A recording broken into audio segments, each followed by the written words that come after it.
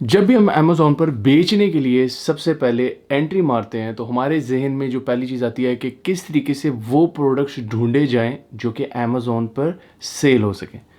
लेकिन यहाँ पर एक सबसे इम्पॉर्टेंट चीज़ हमारे ज़हन से निकल जाती है और वो ये है कि ऐसे कौन से आइटम हैं जो हम अमेज़न पर नहीं बेच सकते। इनको जानना ज़्यादा ज़रूरी है क्योंकि अगर आप इसको नहीं जानेंगे तो आप अपनी सारी एनर्जी किसी ऐसे प्रोडक्ट पे लगा देंगे कि जिसके ऊपर आपके पैसे भी लग जाएंगे, आपकी इन्वेस्टमेंट भी हो जाएगी, आप प्रोडक्ट हंटिंग भी कर लेंगे, चाइना से बनवा भी लेंगे, उस पर आप एफबीए के लेबल लगाएंगे, अमेज़न के वेयर हाउस भेजेंगे और उसके बाद आपको पता चलेगा कि ओ भाई ये तो अमेज़न पे बेचा ही नहीं जा सकता। तो वहाँ पर आके जो आपके पैसों का नुकसान होगा उससे बचने के लिए सबसे पहले आपको स्टेप ये लेना चाहिए कि आपको ये आइडेंटिफाई करना चाहिए कि कौन कौन से ऐसे आइटम्स हैं जो मुझको अमेज़न पर नहीं बेचने चाहिए। अब यहाँ पर एक इंपॉर्टेंट चीज़ है जो आपके लिए जानना ज़रूरी है। मैं जितने आइटम्स बताऊँगा या जितनी कैटेगरीज बताऊँगा उसके अंदर मैं साथ साथ आपको बाद में एक्सप्लेन भी करता चला जाऊँगा कि इसके अंदर किसके अंदर आप बेच सकते हैं। ऐसा नहीं है कि बेचने से मना किया गया है, लेकिन अगर आप बेचेंगे तो आपको काफ़ी क्राइटेरियाज हैं जो अमेज़न के पूरे करने पड़ेंगे, या वो आइटम ऐसा होगा कि अगर आप उसे बेचेंगे तो हो सकता है आपको कोई फ़ायदा ही ना हो बल्कि उल्टा आपको लॉस हो रहा हो। चलो फिर मिलके इसको जानते हैं। पहले नंबर पर आते हैं ब्रेकेबल या फ्रेजाइल आइटम। वैसे तो आप में से कई लोगों की ज़िंदगी में दिल टूटे होंगे और आपको पता है दिल टूटने का कितना नुकसान होता है। बिल्कुल इस टूटे हुए दिल की तरह अगर आप कोई ऐसा प्रोडक्ट भी बनाते हैं जिसको बनाकर आप शिप करते हैं, शिप करने के दौरान टूट जाए, या अमेज़न के वेयर हाउस पहुंचता है, पहुंचने के बाद उनको वहां लगाते हुए अपने वेयर हाउस में शेल्फिंग करते हुए टूट जाए, या अमेज़न वाला उसको पोस्ट करते हैं और कस्टमर तक पहुंचते हुए टूट जाए, इन सारी सिचुएशंस में जिम्मेदार आप ही कहलाएंगे। वैसे तो अमेज़न के वेयर हाउस के अंदर अगर कोई चीज़ ब्रेक होती है तो उसका वो जिम्मेदारी अपने ऊपर लेते हैं, लेकिन उसके लिए ज़रूरी है कि आपने उसके ऊपर प्रॉपर लेबलिंग की हो कि ये फ्रेजाइल आइटम है, उनको बताया हुआ ताकि उसे हैंडल विद केयर कर सकें। तो ऐसा आइटम्स जिसके इतनी जगहों पर ख़राब होने के या ब्रेक होने के चांसेस हैं, तो ऐसा आइटम आपको लेने की क्या ज़रूरत है? कौन सी मौत पड़ी हुई है यार। हाँ, अगर आपकी ये कोई ब्रेकेबल प्रोडक्ट्स बनाने की कोई फैक्ट्री है फिर आप फंस गए। Oh, no. लेकिन अगर आपकी कोई फैक्ट्री नहीं है और आपको किसी किस्म की टेंशन नहीं है, आप फ्री हैं मुख्तलिफ प्रोडक्ट्स चूज़ करने के लिए, तो फिर आप ये फ्रेजाइल या ब्रेकेबल आइटम्स ना लें, जिसमें सबसे बड़ी मिसाल शीशे के आइटम्स हैं।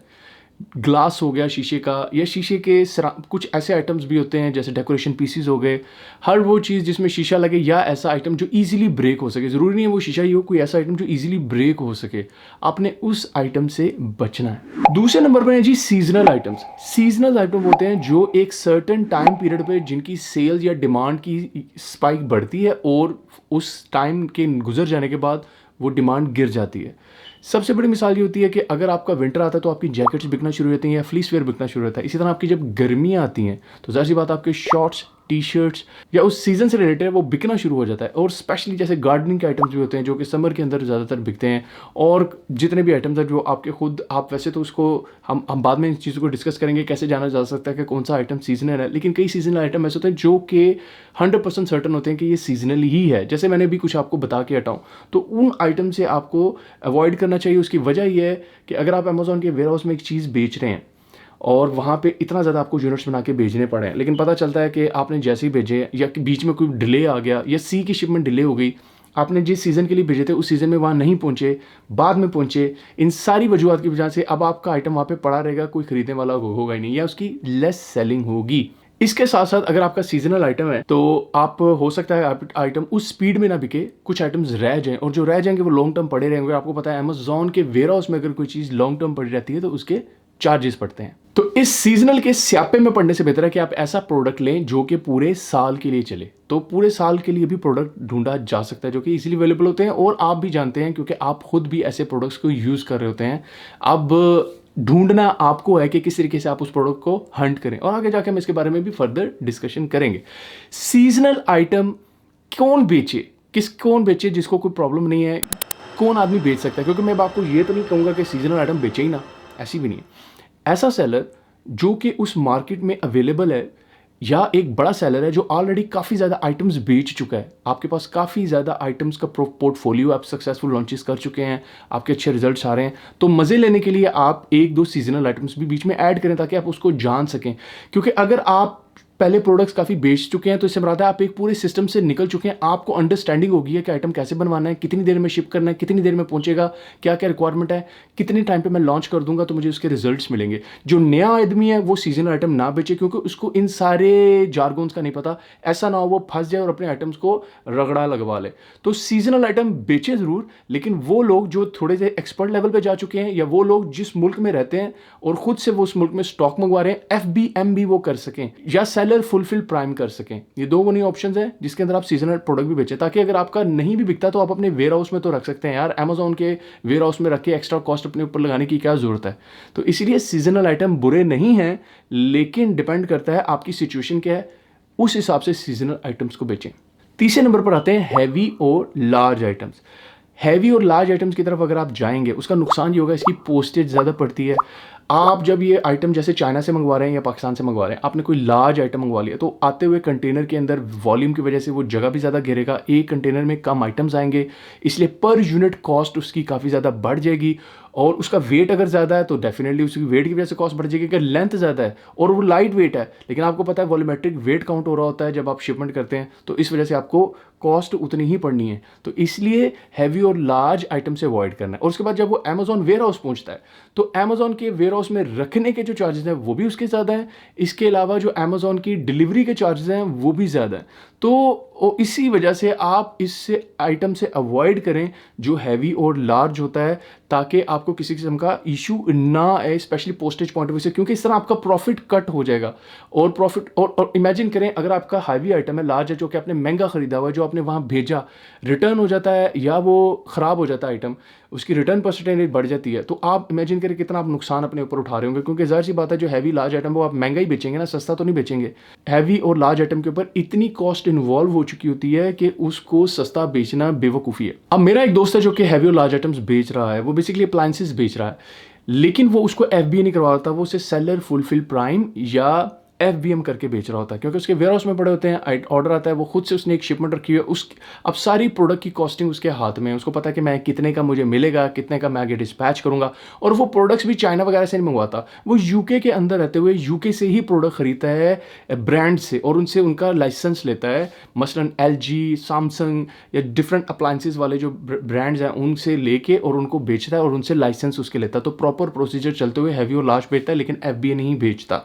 तो अगर आप एक स्पेशल कैटेगरी से ताल्लुक रखते हैं और आपका एक्सपीरियंस है, तब भी आप हैवी और लार्ज आइटम बेच सकते हैं, लेकिन as a new seller avoid. अगर आपको ये जानना है कि FBA के अंदर किस किस्म के पार्सल्स या क्या डायमेंशन और क्या वेट पे क्या चार्ज होता है, तो आप ज़रूर अमेजोन पे जाके इसको सर्च कीजिएगा, मैं डिस्क्रिप्शन में भी उसका लिंक डाल दूंगा।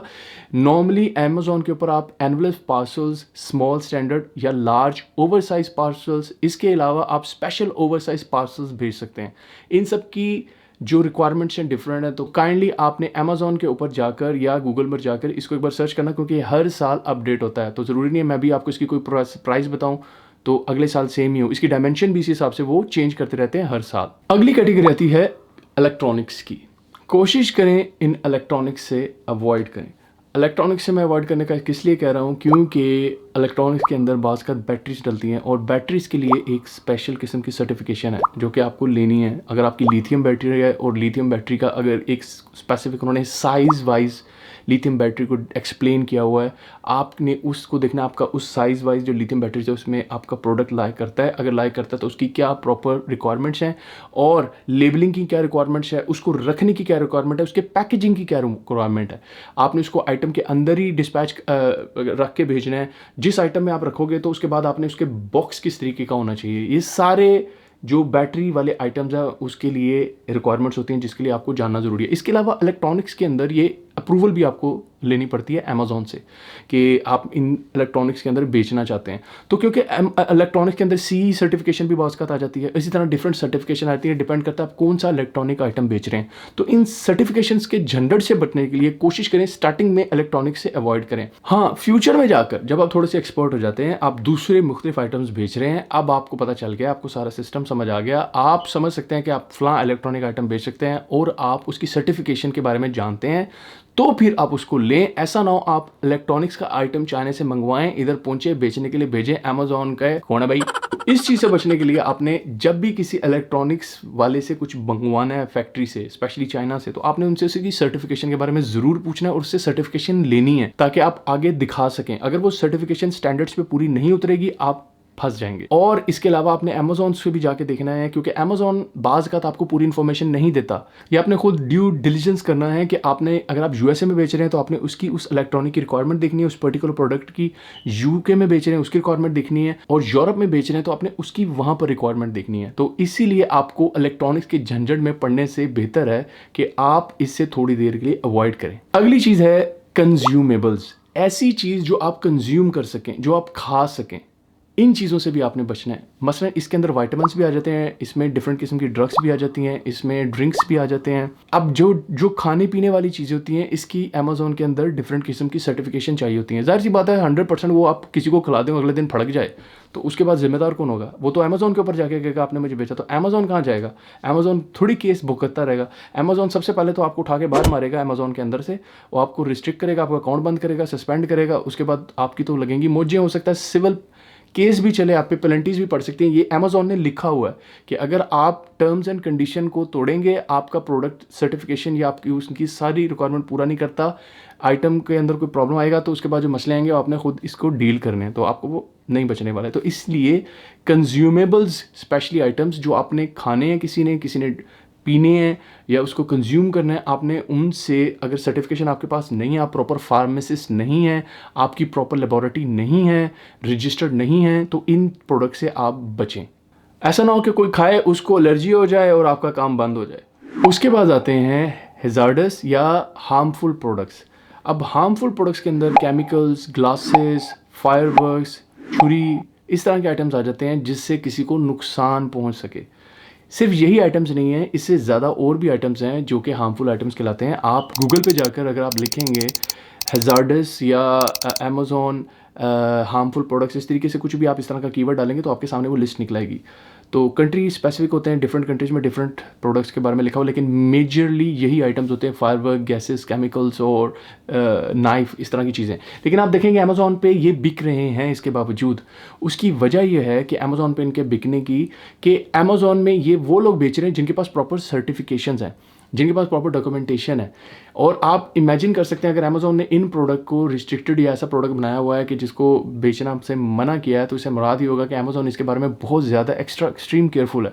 वो आपसे एक्स्ट्रा डॉक्यूमेंटेशन मांगेगा, आपको पहले प्रूफ करवाएगा प्रोडक्ट को, आपको अपने पूरे डॉक्यूमेंट्स देने हैं, आपने बताना है उसकी पैकेजिंग कैसी है, लीक तो नहीं करेगी, अगर गैस लीक तो नहीं करेगी, इसके अलावा अगर केमिकल्स हैं वो तो नहीं लीक करेंगे, फायरवर्क्स के बारे में बताना है। तो जाहिर सी बात है उनका पूरी एक फैक्ट्री, पूरा वेयर हाउस होता है जिसके अंदर आपका उन्होंने आइटम रखना है। तो अगर आइटम ज़रा सा उसमें डिफेक्ट प्रॉब्लम आया तो पूरा का पूरा वेयर हाउस रगड़ा जाएगा।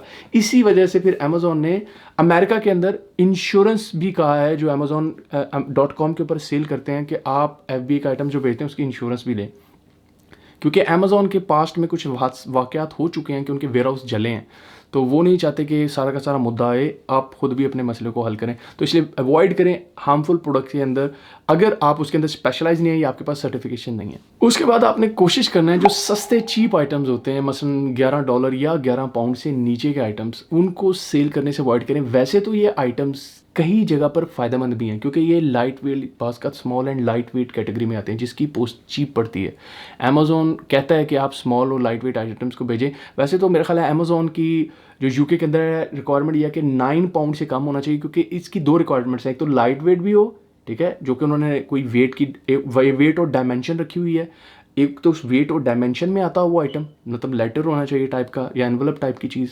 दूसरे नंबर पे उसकी प्राइस की भी उन्होंने एक रखी हुई है कि 9 पाउंड तक तकरीबन आइटम है। अब हो सकता है ये जब आगे जाके ये प्राइस वो चेंज कर दें, लेकिन फिलहाल 9 पाउंड 8.99 मेरा ख्याल है तक अगर आइटम है, या 9 पाउंड से नीचे आइटम है, तो वो आप as a small and large item करके भेज सकते हैं। लेकिन इसमें मसला ये होता है जो अंडर $11 पाउंड या यूरो का प्रोडक्ट होता है, वो क्योंकि चीप होने की वजह से उसमें ज़्यादा लोग घुसने के चांसेस हैं, इसमें एंट्री ज़्यादा आसान है। इसीलिए ज़्यादातर सेलर्स जो होंगे वो यही सोचेंगे कि यार हम सस्ते वाला आइटम बेचें क्योंकि उनको मैन्युफैक्चरिंग में भी आसानी होगी, उनको भेजने में भी आसानी होगी, उनकी उनकी बेसिकली ओवरऑल कॉस्ट रिड्यूस होगी। जैसे अमेज़ॉन में रखने की फुलफिलमेंट कॉस्ट भी कम होगी, अमेज़ॉन की स्टोरेज फीस भी कम पड़ेगी। इसके अलावा आप उनके वेयर हाउस में जो भेजते हैं आइटम्स, फ्रेट चार्जेस, वो सारी चीज़ें जो हैं जब आप डिवाइड करेंगे पर आइटम पे तो वो कॉस्ट काफ़ी कम होगी। इसलिए कई लोग प्रेफर करते हैं कि सस्ती आइटम बेचें, लेकिन अगर आप सस्ती बेचें तो साथ ये याद रखना है कि आपको इन चीज़ों को भी मद्देनज़र रखना है कि एंट्री या बैरियर्स इसमें कम है, ज़्यादा लोग उसमें घुसाएंगे और आपका प्रोडक्ट हो सकता है कुछ अर्से बाद अपनी मैच्योरिटी स्टेज से निकल के डिक्लाइन स्टेज की तरफ जाना शुरू हो जाए। उसके बाद आते हैं रिस्ट्रिक्टेड या प्रोहिबिटेड आइटम। अब इन रिस्ट्रिक्टेड प्रोडक्ट्स के अंदर ज्वेलरी, वॉचेस, कॉइन, म्यूजिक आता है। इसके अलावा और भी काफ़ी प्रोडक्ट्स हैं जो इस कैटेगरी में लाया करते हैं, इवन अल्कोहल भी। लेकिन अब ये जो प्रोडक्ट है इनको आपको अगर बेचना है तो पहले अमेज़ॉन से उसकी आपको अप्रूवल लेनी है।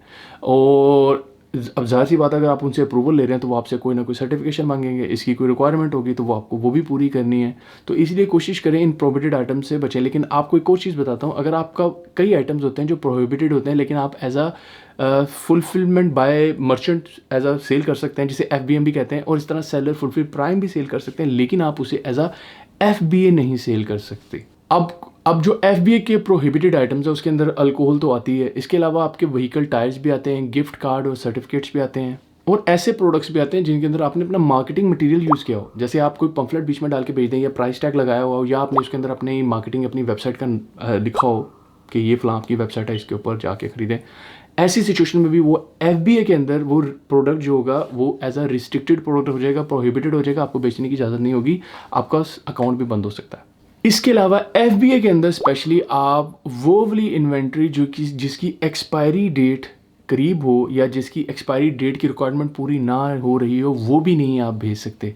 अब अमेज़ॉन इसके लिए क्राइटेरिया ये रखा हुआ है कि अगर आपका प्रोडक्ट है उसकी एक एक्सपायरी डेट है तो वहाँ पे आइटम पहुँचने के बाद वो जो एक्सपायरी डेट है प्लस 90 डेज़ का टाइम होना चाहिए उस आइटम के अंदर। मसलन आपका एक ऐसा आइटम है जिसकी 1 साल की एक्सपायरी डेट है, तो अब अमेज़ॉन की रिक्वायरमेंट ये है कि अगर आपने उसको अमेज़ॉन के वेयर हाउस भेजा है तो अमेज़ॉन के वेयर हाउस पहुंचने के बाद उसका 1 साल की डेट होनी चाहिए प्लस 90 डेज़ की होनी चाहिए। अगर ऐसा नहीं होगा तो अमेज़ॉन अथॉरिटी रखता है कि आपके उस आइटम को उठा के बाहर फेंक दे। हो हा। उसके बाद आती है मेल्टेबल FBA इन्वेंट्री। अमेज़ॉन की मेल्टेबल इन्वेंट्री के बारे में रिक्वायरमेंट यह है कि वो 16 अक्टूबर से लेके 14 अप्रैल तक वो अपने वेयर हाउस में रखते हैं। उसके बाद वो आपको वापस भेज देते हैं या आपको वो डिस्कार्ड कर देंगे अगर आप उसको नहीं रख सकते।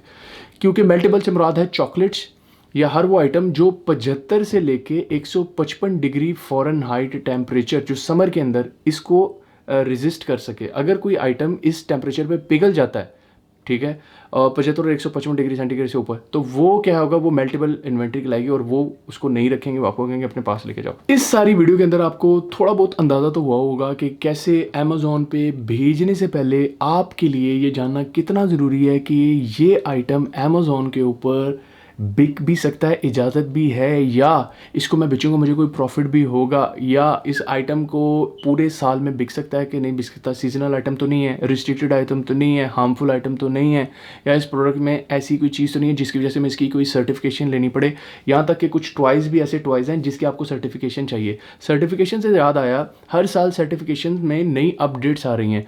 यूके का ब्रेक्सिट से निकलने के बाद नई सर्टिफिकेशन की रिक्वायरमेंट आई है यूरोप की तरफ से यूके के लिए। मसलन उन्होंने कहा है कि आप EPR एक नई रजिस्ट्रेशन है जो कि ल्यूसिड नंबर भी उसको कहा जाता है, जर्मनी वाले कह रहे हैं, और फ्रांस के अंदर आपको ल्यूसिड नंबर लेने पड़ेंगे। इसी तरह आपके प्रोडक्ट अगर C रिक्वायरमेंट मांगता है तो आपको उसको अप्रूव करना पड़ेगा और उसके लिए एक रिप्रेजेंटेटिव भी आपका होना चाहिए। मसलन जर्मनी में या फ्रांस में, अगर आप यूरोप में बेचना चाह रहे हैं तो आप यूरोप में किसी एक मुल्क में आपका रिप्रेजेंटेटिव होना चाहिए। इतनी स्पीड में रेगुलेशंस बदल रही हैं तो आपने इन रेगुलेशंस के ऊपर भी नज़र रखनी है। हो सकता है इस वीडियो में आपको मैंने कई चीज़ ना बताई हूँ, वो इसलिए नहीं बताई हूँ क्योंकि वो अभी प्रोसेस में है या आगे जाके उनकी इम्प्लीमेंटेशन होगी। तो हमेशा याद रखें, जब भी आप कोई ब्लॉग पढ़ें या कोई भी वीडियो देखें तो आपने साथ साथ खुद से ये भी सर्च करके देखना है कि उस ईयर में, हो सकता है मैं वीडियो अब ये 2022 में बना रहा हूँ, अगर आप इस वीडियो को 2023 या 24 में देखेंगे तो आपको चाहिए उस साल में थोड़ा सा रिसेंट इन्फॉर्मेशन भी लें। हो सकता है कई नई चीज़ें रिस्ट्रिक्टेड हुई हों और नई चीज़ें को प्रोहिबिटेड कैटेगरी से निकाल दिया हो। उम्मीद है ये वीडियो आपको पसंद आई होगी, इसमें थोड़ा बहुत आपको नॉलेज मिला होगा। अगर आप चाहते हैं किसी और चीज़ के ऊपर ज़्यादा बहस की जाए या ज़्यादा आपको बताया जाए तो वो भी मैं आपको बताऊंगा, लेकिन कमेंट में आपको मुझे बताना पड़ेगा। तो नेक्स्ट वीडियो तक मेरे साथ कनेक्टेड रहिएगा। मेरे इस चैनल को सब्सक्राइब कर दें, लाइक कर दें मेरे इस वीडियो को, ताकि आपको इसी तरह यूज़फुल इन्फॉर्मेशन मिलती रहे। नेक्स्ट वीडियो तक के लिए have a nice day. Doctor साहब, ये आप क्या देख रहे हैं? और यार मैं चेक कर रहा हूँ, ये जो वीडियो आखिर तक देख रहे हैं मेरे दोस्त, यार इनको ये रेड कलर का सब्सक्राइब का बटन नजर आ रहा है कि नहीं आ रहा है? यार देखो राइट साइड पे होगा, मेरी वीडियो के नीचे बनाओ यार, इसको बस दबाना है, कुछ भी नहीं होता। ये देखो कोई करंट नहीं लगा मुझे, ये देखो कोई करंट नहीं लगा। बस भाई इसको प्रेस कर दें, ताकि नेक्स्ट टाइम आपको इसी तरीके से मेरी वीडियोस मिलती रहे। अगर आपको वीडियो पसंद ना आ रही हो तो कमेंट करके आप मुझे बता दीजिए कीजिए, या अच्छी भी लगे तो बता दिया करें। तो आपकी सब्सक्रिप्शन मेरे लिए बहुत इंपॉर्टेंट है। तो please don't waste your time, just click on the subscribe button and thumbs up.